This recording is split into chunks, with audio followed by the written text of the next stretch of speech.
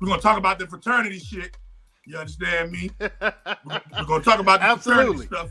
Let's talk, man. Let's talk. Ashe, let's do that. You know there's a conspiracy theory against the fraternities now. Oh yeah, we catching it right now too, man. Yeah, you know they say fraternities are the secret organizations that rule the world. Well, the term, if you look at fraternity, Denzel Washington is Omega Psi Phi. You know Wesley Snipes. You know you got a lot. Michael B. Jordan. You got a lot of famous gatekeeping Hollywood black brothers that are. Farrakhan finally crossed. Farrakhan finally crossed over. You know. Now he started way back in the day, but he finally crosses a bruh. We have a lot of bruhs who are, infamous, who have some notoriety to them. So is it a coincidence? So is it a coincidence? I'm asking you. Okay. Is it a coincidence that all of the top people, that 85 to 90% of the top people in all of the top genres of leading industry today are a part of some sort of fraternity or sorority? Is that a coincidence? That's how it's built. That's how it's built. And so I tell people this all the time. All demons ain't bad and all angels ain't good. You know what I mean? I tell people that all the time. All demons ain't bad, all angels ain't good, and we have to know how to pick our battle. I don't care what fraternity you join. Guess what? You look like me. That's all that matters. See? Well, and when we look back, particularly, the biggest fraternity on earth is the black fraternity. Is us. When we look at the history of black empowerment, you're gonna find brothers like Booker T. Washington. You're gonna find brothers like what's the brother from the Puerto Rican brother? He has a museum in New York City named after him. Oh, I don't know. He's the one that he created the term Afro-Boricua. Or Afro-Latino or Afro. Right. He created Afro-Boricua because one of his teachers said that the black man has never created anything. And he said, well, since I'm black, soy negro, I'm going to study. And he found all this stuff. He left Puerto Rico. He came to the United States and he started hanging out with Carter G. Woodson, who's a bruh. He started hanging out with Carter G. Woodson. Now, this brother, I can't think of his name right now, man. He's a Kappa. And then you're gonna find. So what is your opinion? I want to, as much as you can disclose. 'Cause I know, I already know how politically correctness goes. I know how political correctness goes, man. I'm so glad I forged my path through, high sorcery, and I can say whatever I want, and right. But even then, I still don't say whatever I want because I know YouTube has metrics and everything has an algorithm that reads the codes, right? And when you in your parents' house, you speak a certain way. When you in your own house, you speak a certain way. Exactly. Ashe, yeah. Ashe, exactly. So as much as you can, I'm trying to dig into your conspiracy theory mind right now, because that's that I am the world. I am the conspiracy theory. I don't even believe in conspiracy theories because there's no such thing as a conspiracy theory when I can show you evidence that proves it's real. Okay? All right? So, what is your take on the brotherhood takeover? Right?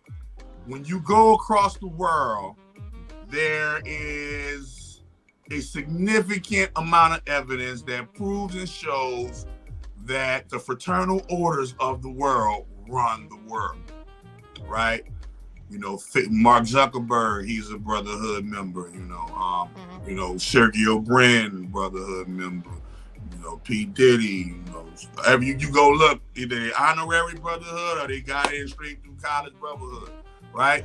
Well, P. Diddy is not a part of the Divine Nine, so those are the historically black fraternities and sororities organizations. I don't know if he has. Wait a minute. The Divine Nine. Wait a minute. Yes. Wait, you're going too fast. Wait. You're jumping and the cow jumped over the moon. You can't do that. You can't jump over the moon. Yeah, we ain't going. Wait. So we about to get. I want you to explain. Give us a quick little brief with the Divine Nine, because a lot of people don't know about that. All right. Right. All right. So, and that's the Panhellenic Council. That's the organization of the historically black fraternities and sororities coming together. The I hate to use this term boule, but if you will, but yeah, the boule. We use that term. We use that term. We do use that term because we use Greek and we use Latin terms to describe the hierarchy. Okay. We describe the hierarchy. So, all right, you pull together the alphas. So I'm asking you this question right here. I want to ask you this question. I just want to ask you this question. On a percentage scale, I can stay safe in this world right here. Okay. On a percentage scale, because I know there's two sides to every chessboard. I know there's the Jedi, I know the fucking dark side. You can't tell me fucking Star Wars. On a percentage scale, how much of control would you say that is actually, evil, real, just evil people, doing some evil things, or is it are people is it a misperception of the brotherhood? Is the brotherhood really? Are there parts and factions within brotherhoods that are actually meaning people good, or is it all, is it all like people think it is? But on a percentage scale, like on a percent, how much of it on a percentage scale? You ain't gotta say nothing else. Hey, y'all probably got about 30% right. Y'all probably got about 40% right. Y'all probably got about 80% right. How much a percentage scale does the conspiracy theory community, in your opinion? In my opinion. Only your opinion. This is not, this is just an opinion, just for entertainment purposes, because I love to entertain the people with what ifs. I love the 55. I love Think and Grow Rich, and they had a part in the back of the book called The 55 Alibis of Old Man If. And like if was a fifth, I'll be drunk. If we was on a boat right now, who would you save? And just saying, the what if, right? So just on a percentage scale, if the conspiracy, how much? What's their percentage right versus that shit is just complete no? All right, I'm gonna answer in two sections. The first section, Divine Nine, I might say 10% because I don't know everything. All right, Divine Nine, that's gonna be the alphas. 10% good, 10% bad.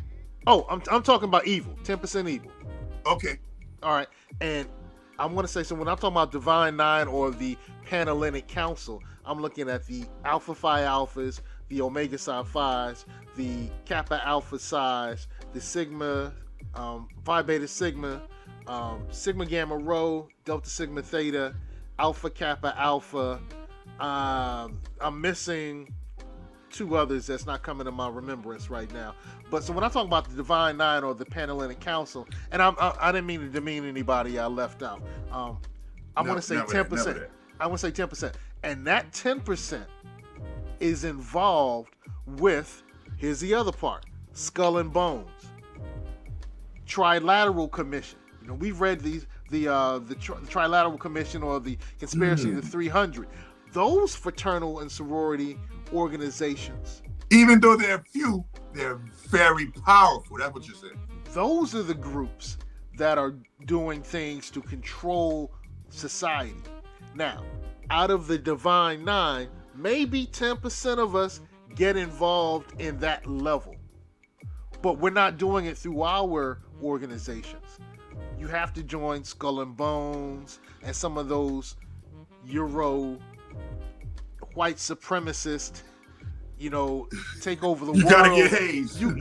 You gotta get, it's different. It's totally different, man. It's totally different. So I do a presentation. I did this presentation. It's on YouTube on the African origins of fraternities, sororities, and Masonry. And I tell in that presentation how the roots of those organizations can be traced back to, you know, what we call Mother Africa. You Mm-hmm. know, and we're not Yep. saying that Africa was the pinnacle. We're saying that it's the seat of the royalty when the whole world is the pinnacle. You know, the whole world is ours, and Africa may have simply been a part of the royal throne at one point. Okay, so the Divine Nine organizations, they are set up by primarily people of African indigenous descent who were set up to improve our lives. Out of those who get involved in the Divine Nine organizations, maybe 10%, and I'm not saying because I know this, I'm speculating, get involved in some of those other organizations and who are really trying to control society. Fraternal Order Police is a fraternity. You know, you can get Mm-hmm. involved in Skull and Bones, and Skull and Bones is dealing with politics. So a Mm-hmm. lot of people involved in the high level of politics, in the, you know, on the in the Senate and the Congress, that those fraternities and sororities and those organizations, they create policy that in many ways demeans and keeps people subservient. Being involved with Omega Psi Phi, I don't get a chance to make policy that keeps people subservient. I don't make that level of policy. I can't do it. Nobody in our organizations get that chance. There might be 10% who get a chance to move into the other organizations who will have that influence. So when I look at the conspiracy and they talk about fraternities, they ain't really talking about us. They talking about them. Ah.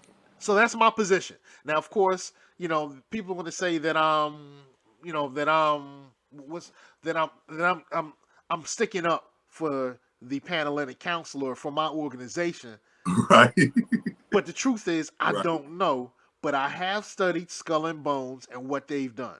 I have studied the Trilateral Commission and the Committee of 300 and some of those other organizations, the Rothschilds. You know how you have to do blood sacrifices and rituals to get involved in some of those organizations. They ain't us. Right. They are not what we're involved in. But because we're involved in fraternities, sororities, we kind of get lumped together. Mm-hmm. So I, Okay. so that's my answer. Let's That's go. that's a pretty great answer, man. You know, from your, I respect, where you coming from.